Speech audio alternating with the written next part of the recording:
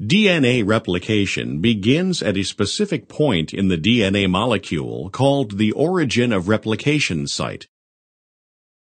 Initially, the enzyme helicase unwinds and separates a portion of the DNA molecule, after which single-strand binding proteins react with and stabilize the separated single-stranded sections of the DNA molecule.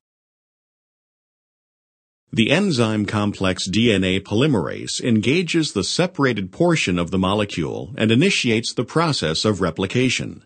DNA polymerase can only add new DNA nucleotides to a pre-existing chain of nucleotides. Therefore, replication begins as an enzyme called primase assembles an RNA primer at the origin of replication site. The RNA primer consists of a short sequence of RNA nucleotides, complementary to a small initial section of the DNA strand being prepared for replication. DNA polymerase is then able to add DNA nucleotides to the RNA primer and thus begin the process of constructing a new complementary strand of DNA. Later, the RNA primer is enzymatically removed and replaced with an appropriate sequence of DNA nucleotides.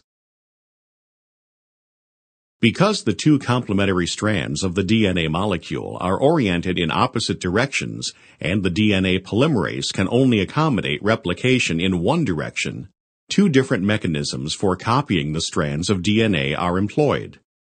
One strand is replicated continuously toward the unwinding, separating portion of the original DNA molecule, while the other strand is replicated discontinuously in the opposite direction with the formation of a series of short DNA segments called Okazaki fragments. Each Okazaki fragment requires a separate RNA primer.